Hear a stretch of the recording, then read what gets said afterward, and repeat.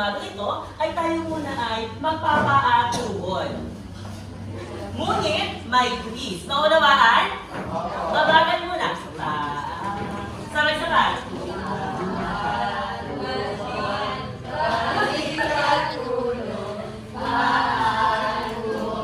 Balikan. Mas mabilis. Paatuhod, balikan tulo. Paatuhod, balikan tulo. Paa.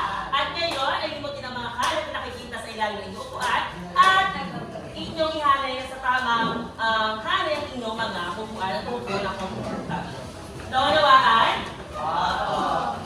Ngunit bago tayo simula, buksan ang ating formal na talakayan ngayong araw na ito, ay may hinanda muna akong isang gawain kung papukamin inyong mga damdamin. Alin ang pinamagatang? Sinilisis. Alam niyo ba kalaro yun? Ang gawain yun, ang sinilisis? Hindi. Pakibasa, ano ba nuto? Tubo mo at magbukas ng panibagong akta at gagawin ay mayroon Ihanda ang gawain para sa inyo. Hindi na kayo magsimula, klase. Pagpaumalis sapagkat inaantok na ako na. Ulit ang gawain nito ay natawagin natin sinilisis. Mayroon ako ilang minutin. naisa. Like and abas mo. Kailangan Sabihin mabuti ang mensahe. ipagpaumalis sapagkat ako babasa na. Ano po? Simulan na tayo sa ating talakayan. Sa ating unang gawain. Makinig na mabuti sapagkat meron kayong mga susuriing mga katanungan matapos inyong makaluan ng inyong video. Ano? Naunawaan? Sandra, saan ka pupunta? Gabi na. Di ka dapat dumagalan na ikaw pa'y nag-iisa. May mahalaga lamang akong paroroonan, Ethan. Diyan ka na. Hindi ka dapat natutungo sa lupain ng madilim na. Lalo sila yung masasama. Kaya samahan na kita. Kahit ang pangalagaan ng sarili kong hitano, kabitiwan mo ko. Makinig na lahat. Pasneya!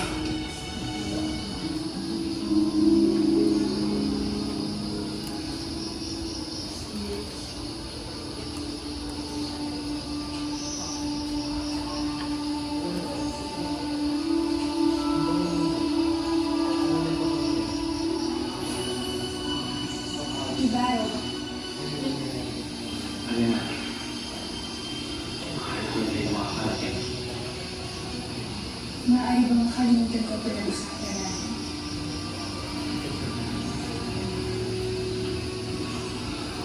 Paano mo hayaan mo wala ka sa akin? Ang nag-iisang diwata na ipagkalas at ito kung aking gusto. Ano na hindi na mahalin mga tayo ko? Huwag kailangan mawala sa akin. Ganun din ako, Ibaro.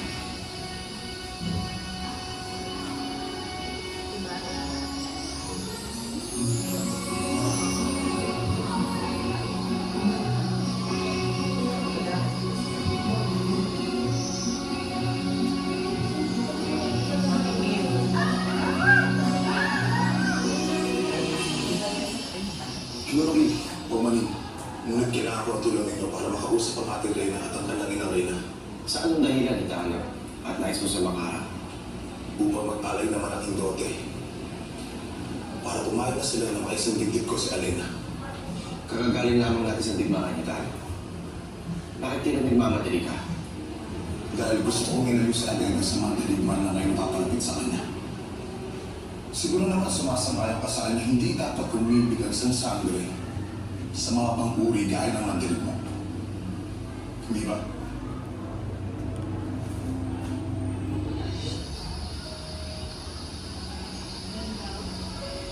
Ibaro, tila kang malayong ignatik na rin. Ano ang iniisip mo? Elena, paano kung hindi pumayag ang mga kauri ng diwata hindi sa ating dalawa? Paano kung ayawan nila? Bob, may sarili na kang isip. At kalooban na walang sinuwala. Makakapagsabi sa akin kung anong gagawin ko. Kundi ang aking sarili na.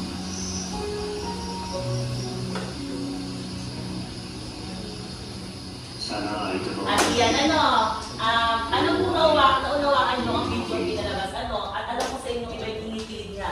Ngunit kailangan natin putulin sapagkat nakaba ng ating oras.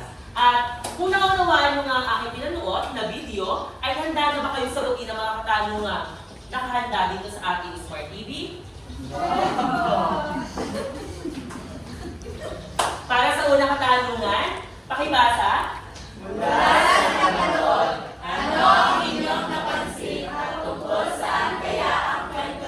Pangalawa, Sino ba rito ang naranasan ng magmahal o kaya naman ay kasalukuyang umiibig o in a relationship? Paano mo ipapakita o pinaparamdam ang iyong pagmamahal sa iyong kasintahan? at ulit katanungan, Sa iyong palagay, ano kaya ang nagpapatibay sa isang relasyon? Sino ang maaaring magmahal? para sa unang katanungan, sino gustong sumagot? Yes, binibining, Miss Yasha. Wala ko sa akin nakataon, napansin ko na ito po yung mga tanong sa dalawang magkasintahan ko na Yan, tama, tumpak ang iyong kasagutan. At para sa pangalawa naman, binibig Miss Lori Gilberon. Ipinaparamdam ko po ang aking pagmamahal sa aking kasintahan na unconditional. Walang hinihingi kapalit, bagos ay bukal sa akin. Damdamin din niya sa akin. Yan, talagang relate niya sa kanyang sarili, At para sa pangatlo ay si Mr. Ivan. Kayong balagay ano kaya ang papalibay sa isang relasyon. Ito yung proper communication, proper stages,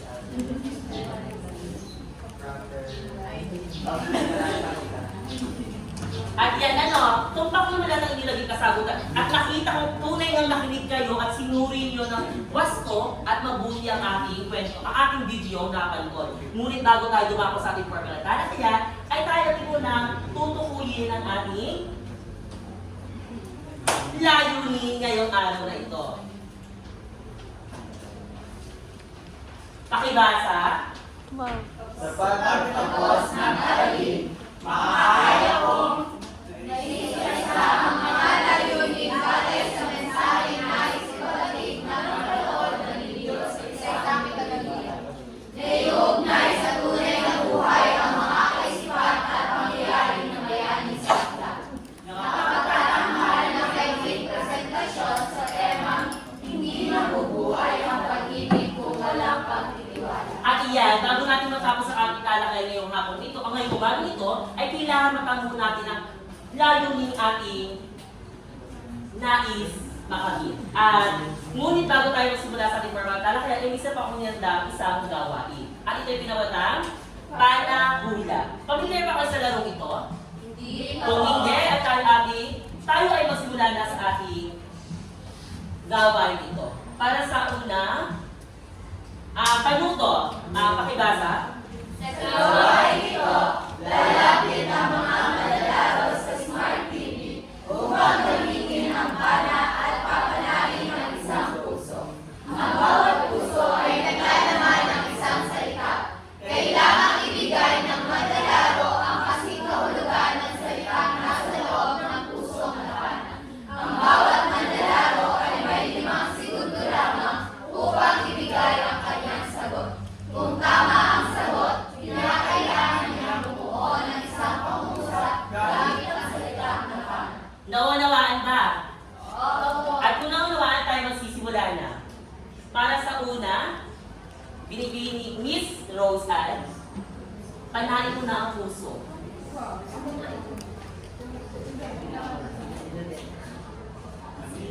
Yan.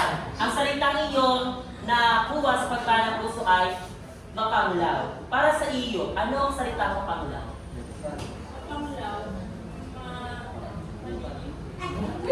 Mapamalaw, malungkot. Titingnan natin kung tama ang kanyang kasagutan. At ang salitang mapangulaw nga ay pumapatungkol sa yan.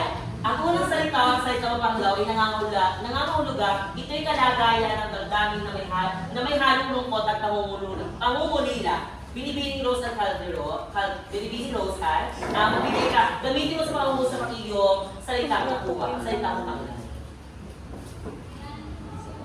Panglaw ang nararamdaman ko sa panahon ako ay nangyayari. Iyan, mahusay at sumakto nga sa salita mo Panglaw ang kanyang binigay na pangungusap. Sunod, Mr. Samuel.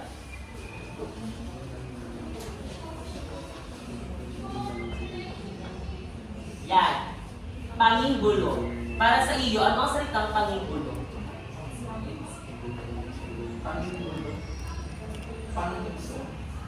Tingnan natin kung tama ang iyong sinagot, ang iyong kasagutan. At ang salitang panginggulo nga ay nangangahulugan po itong inggit o pagkainggit.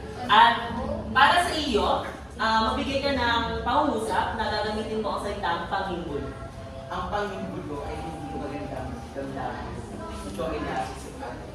Yan, tama saktong-sakto ang kanyang kasagutan. At ito nga ang panginggulo ay talaga, ito ay mga lasong sa ating puso at dapat kailangan natin itong alisin. At para sa huli, binibini Miss Nicole.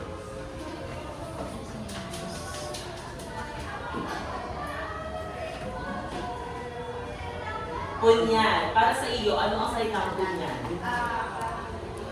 Yung sandata na parang siglo. Yan, alamin natin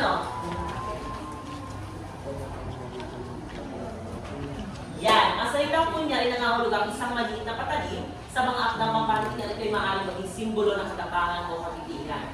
Ngayon, gamitin mo ang salitang punyan sa isang pangungusap. Ginamit niya ang madaling na punyan sa pakikipagsabi. Ayan, at maraming salamat sa inyong kooperasyon sa ating gawain na ito. At ngayon nga, dadako na tayo sa ating formal na talakayan. At ang ating tatalakayan ngayong araw ngayong umaga ito ay pakibasa. Cupid at Psyche. Cupid at Psyche. At ngunit bago tayo tumako sa ating talakayan ngayong araw, sa ating papanoodin ng video, ay ako rin handa mga gabay na tanong para ninyo masagot mamaya. Pakibasa ng gabay ng mga tanong. Ano ang pangunahing tema at mensahe ng mitologiyang Cupid at Psyche? Sa kwento, paano pinatunayan ni Psyche ang kanyang pagmamahal at pagsisisi matapos niya masira ang tiwala ni Cupid? Ano ang pinapakita nito tungkol sa proseso ng pagsisikap at muling pagbuo ng tiwala? Ano ang papel ng mga kapatid ni Psyche sa pagkasira ng tiwala niya kay Cupid? Paano ito nagpapakita ng impluwensya ng mga taong nakapaligid sa isang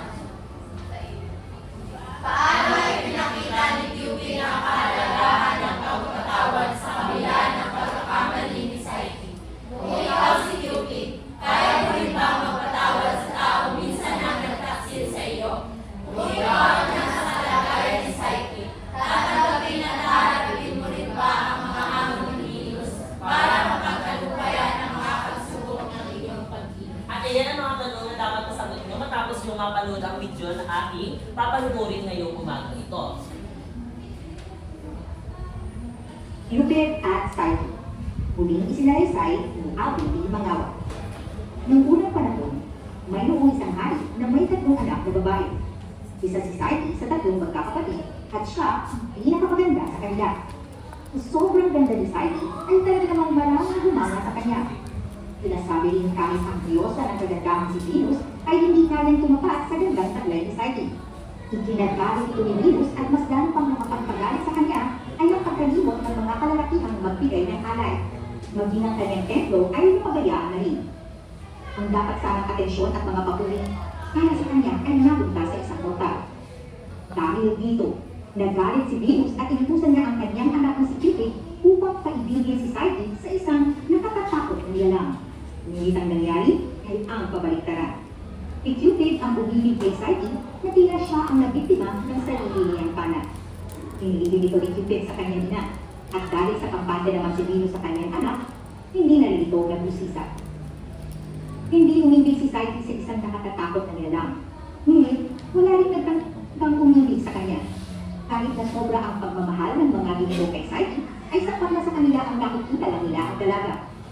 Samantalang ang kanyang dalawang kapatid ay nakapag-asawa na ng hari. Naging mapaglaw si Saiki sa mga nangyari.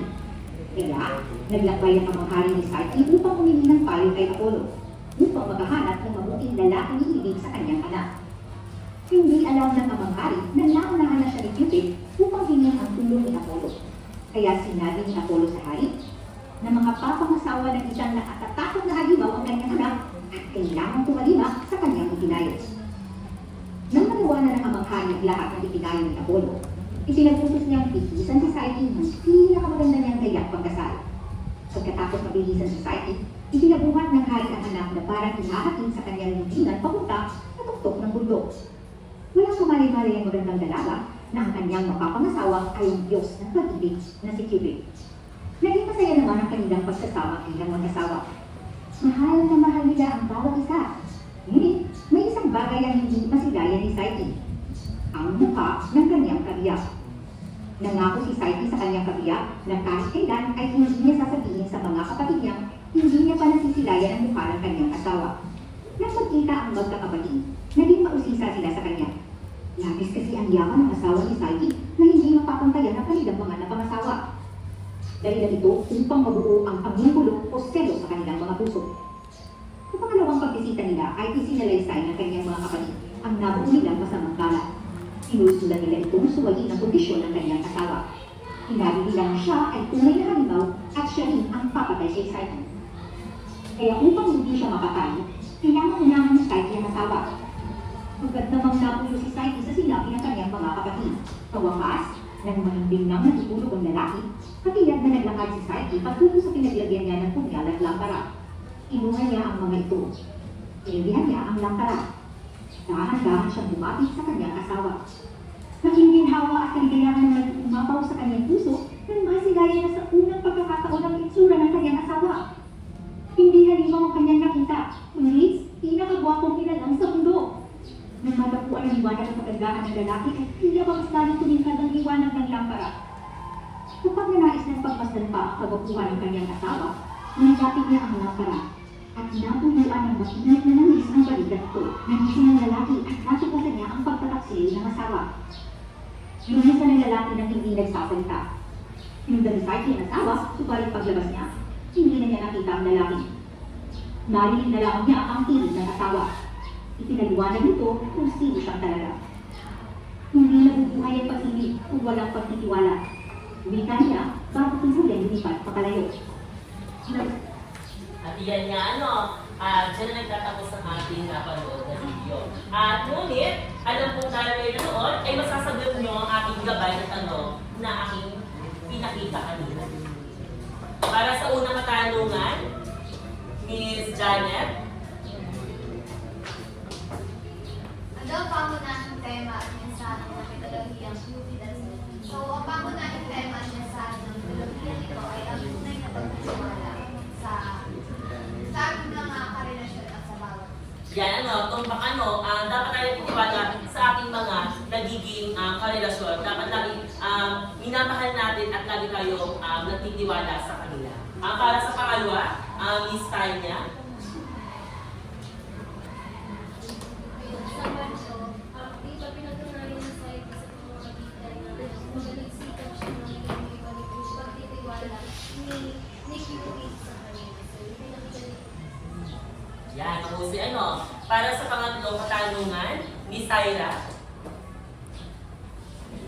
Ang naging papel ng mga kapatid ni Saiki sa pagkasira ng tiwala na kay Cupid dahil sa kanyang mga kapatid, nag-influensya siya ng mga negatibong pananaw dahil kumbaga sinaraan nila si Cupid kay Saiki. yan, ako si at para sa akin na katanungan, Mr. Aaron,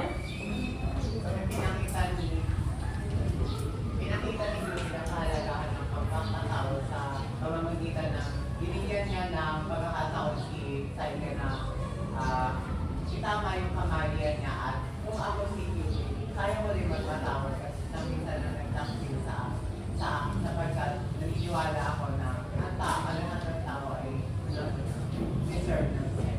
Yes, yun. Deserve talaga ng second chance.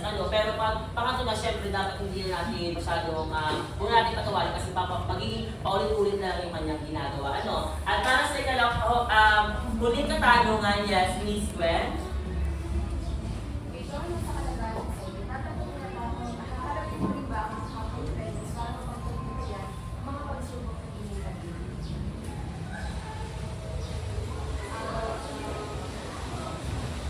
Opo,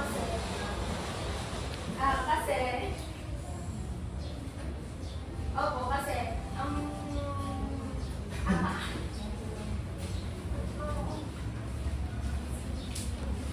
Ayan, mahusay, tama nga naman yun, dahil lahat naman ng pagsubok o yung mga humahamon sa atin, kaya natin talagang lampasan, dahil yung mga pagsubok lamang sa ito. Tulad na nga ng ginawa ni Venus doon sa ating video na panood,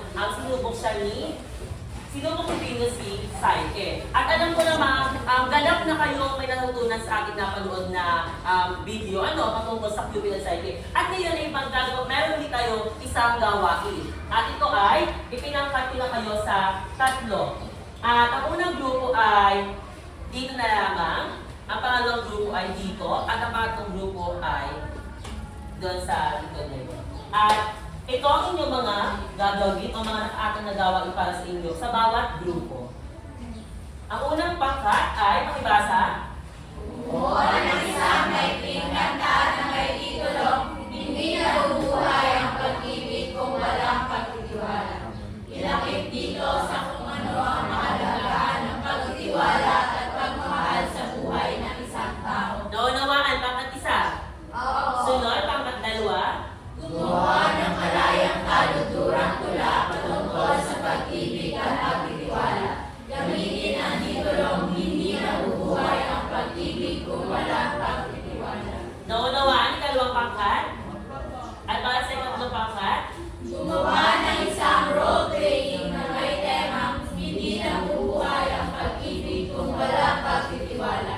Ipakita rito kung ano ang kahalagahan ng pagtitiwala at pagmamahal sa buhay ng isang tao. at iyan, bibigyan ko lamang kayo ng 5 minuto para gawin ang nakaatang sa inyong mga gawain. At magsisimula na ang ating oras.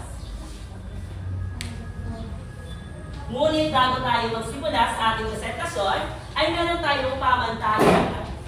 Pamantayan tayo para ating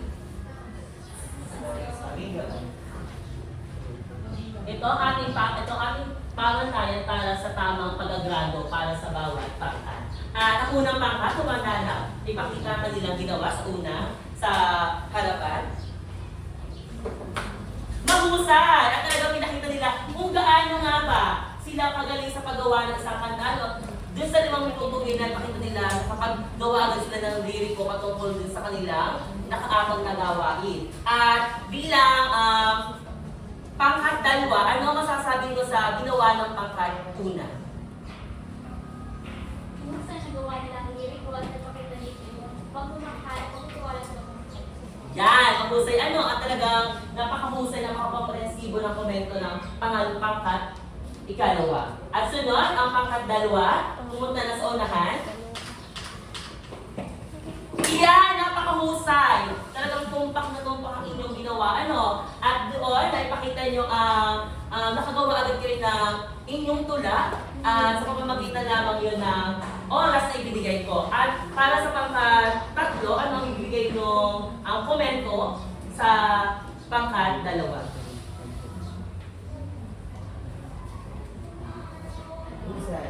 napakahusay at napaka-comprehensive ang pinakita ng pangkat. Yan, mahusay.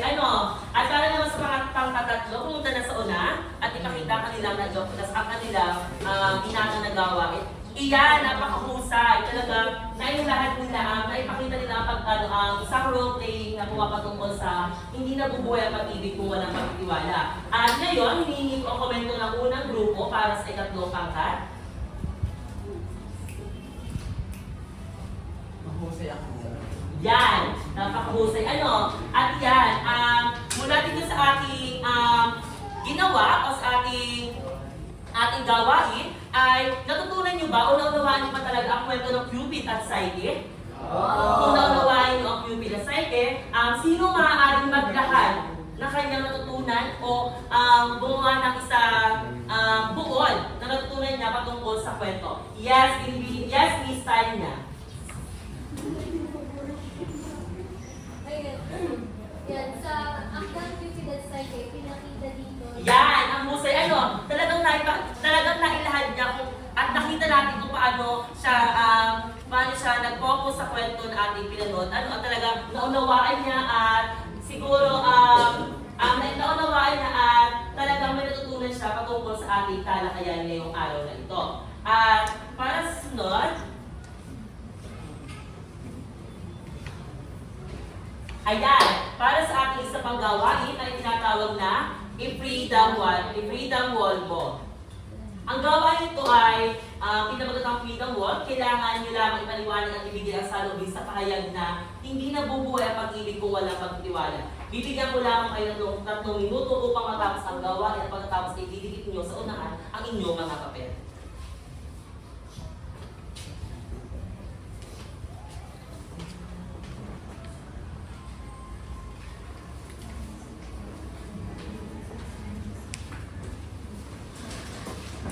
At yan, tapos tayo ng minuto.